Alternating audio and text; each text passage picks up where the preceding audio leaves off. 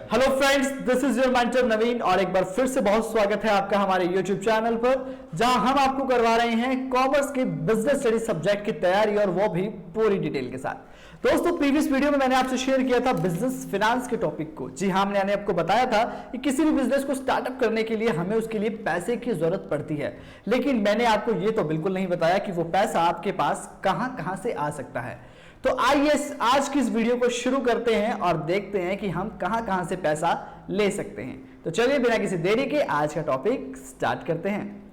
तो दोस्तों, source of business finance की अगर हम बात करें, व्यवसायिक वित्त के स्रोत की बात करें, तो मैंने आपके सामने स्क्रीन पर दिखाया है कि आपके पास दो तरह की फंड ऑब्जर्वेशन है।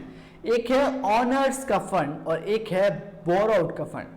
ऑनर के फंड का यहां मतलब यह है कि अगर मैं किसी बिजनेस को कर रहा हूं तो मेरे पास खुद का कितना पैसा मौजूद है, मैं कहां कहां से अपना ही पैसा निकाल सकता हूं।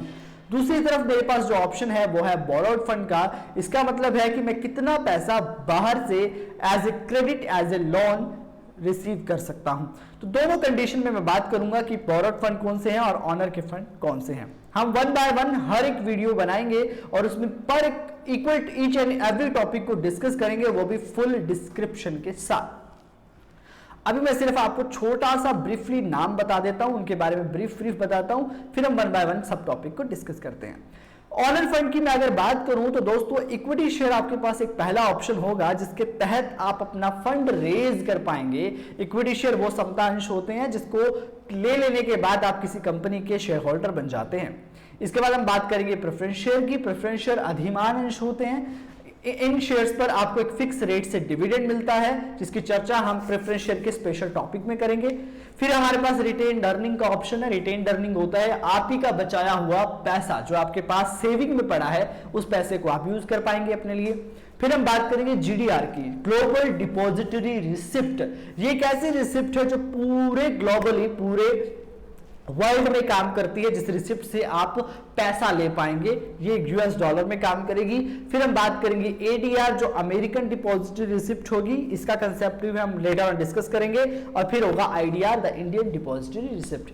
तो 1 2 3 4 5 6 ये 6 रिसोर्सेज हैं आपके पास, जो आपके अपने हैं, ऑनर के फंड के हैं, जिनको आप शॉर्ट टर्म, लॉन्ग टर्म, वो क्या होंगे मैं पर्टिकुलर टॉपिक में आपको बताऊंगा, कैसे किसको हम शॉर्ट टर्म और कैसे लॉन्ग टर्म में डिस्कस करेंगे। ये थे आपके ऑनर के फंड। अब बात कर लेते हैं थोड़ी सी बोरोआउट के फंड की।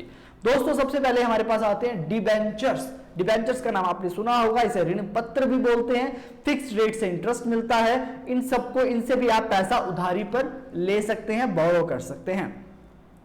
सेकेंड ऑप्शन आता है लोन फ्रॉम फाइनेंशियल इंस्टीट्यूशन। वित्तीय जो संस्थाएं हैं उनसे आप लोन ले पाएंगे, उनसे आप ऋण ले पाएंगे।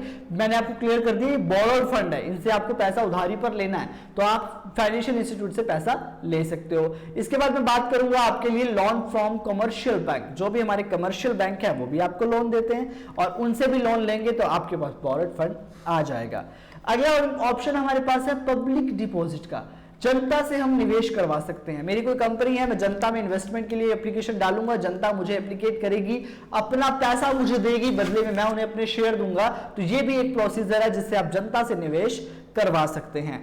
अगला आता है ट्रेड क्रेडिट। ट्रेड क्रेडिट का मतलब सीधा सा है दोस्तों, अगर आप किसी व्यापारी से माल खरीद रहे हैं, बहुत बड़ी मात्रा में आप उससे अगर माल खरीदना चाहते हैं, तो वो कुछ समय के लिए आपको क्रेडिट फैसिलिटी देता है, साख की सुविधा दे देता है। ये भी हमारे लिए एक बोरोड का फंड होता है। और the last inter corporate deposits आते हैं, आईसीडी जिसको बोलते हैं। इसमें एनुअली 6 मंथ्स और क्वार्टरली 3 तरह की कंडीशन होती हैं, जिसमें आप इंटरेस्ट पे करके इनसे पैसा ले सकते हैं। मैं फिर आपको बता दूं कि सोर्स ऑफ बिजनेस फाइनेंस के ऑनर और बोरोड फंड के ईच एंड एवरी टॉपिक को हम आने वाली वीडियो में डिस्कस करेंगे। सभी टॉपिक के कॉन्सेप्ट, उनकी description, short term, long term, उनकी फायदे, उनके नुकसान, उनसे पैसा लेना चाहिए या नहीं, हर तरह के क्रिटिकल इवैल्यूएशन को मैं आपको बताऊंगा यहां पर।